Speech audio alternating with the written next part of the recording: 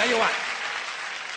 Now, to balance the scale, I'd like to talk about some things that bring us together. Things that point out our similarities instead of our differences. Because that's all you ever hear about in this country is our differences. That's all the media and the politicians are ever talking about, the things that separate us, things that make us different from one another. That's the way the ruling class operates in any society. They try to divide the rest of the people. They keep the lower and the middle classes fighting with each other so that they, the rich, can run off with all the fucking money. Fairly simple thing, happens to work. You know, anything different, that's what they're going to talk about. Race, religion, ethnic and national background, jobs, income, education, social status, sexuality, anything you can do, keep us fighting with each other so that they can keep going to the bank. You know how I describe the economic and social classes in this country? The upper class keeps all of the money, pays none of the taxes. The middle class pays all of the taxes, does all of the work. The poor are there just to scare the shit out of the middle class. Keep them showing up at those jobs. So stirring up the shit is something I like to do from time to time, but I also like to know that I can come back to these little things we have in common, little universal moments that we share separately, the things that make us the same. They're so small we hardly ever talk about them. Did you ever look at your watch? And then you don't know what time it is. And you have to look again. And you still don't know the time. So you look a third time and somebody says, "What time is it?" You say, "I don't know." Do you ever notice how sometimes all day Wednesday, you keep thinking it's Thursday? And it happens over and over all day long. And then the next day, you're all right again. Do you ever find yourself standing in one of the rooms in your house and you can't remember why you went in there?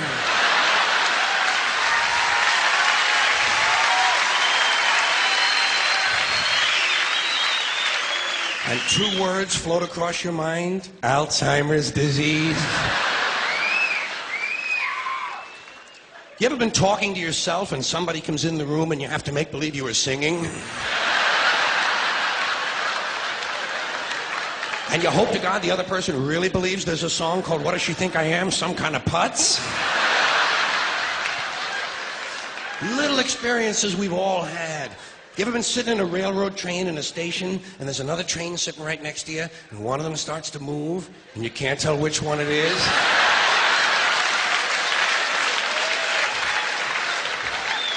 How about when you're out on a small boat on a windy day? You ever been out rocking back and forth for 3 or 4 hours trying to keep your balance? Rough seas, little boat. Then you get back into the shore and you're standing on the dock and you can swear there was something inside of you that was still out there rocking. Did you ever try to pick up a suitcase you thought was full, but it wasn't? And you go, and for just a split second you feel really strong.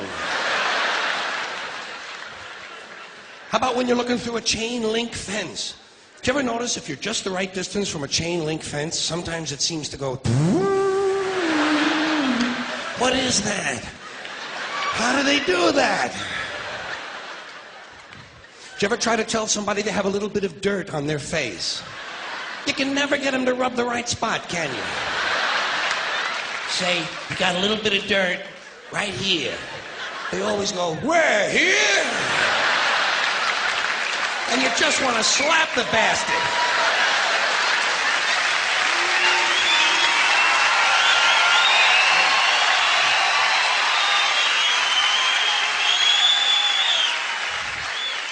Do you ever notice how awful your face looks in a mirror in a restroom that has fluorescent lights?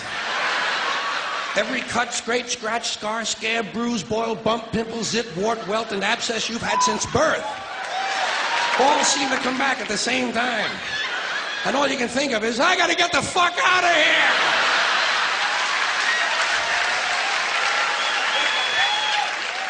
Do you ever notice sometimes when you're walking with your arm around your date, one of you has to change the way you're walking?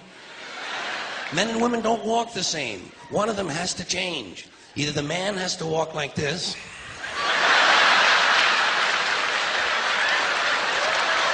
or the woman has to walk like this.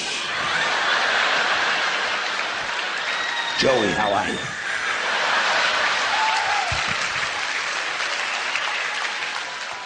How about when you're going up a flight of stairs and you think there's one more step? And you go... And then you have to kind of keep doing that, you know? So people will think it's something you do all the time. I do this all the time. It's the third stage of syphilis.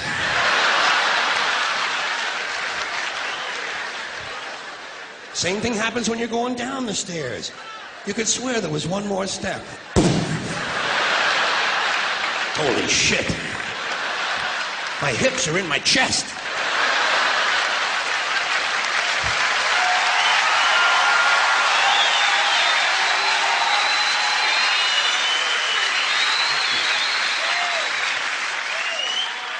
When you drink grapefruit juice in the morning, do you go like this?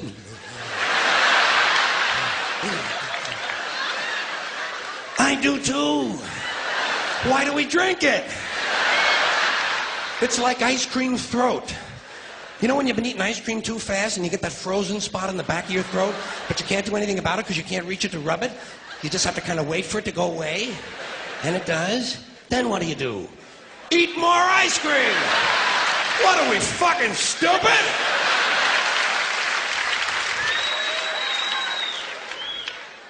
Did you ever fall asleep on a late afternoon and wake up after dark and you don't know what goddamn day it is?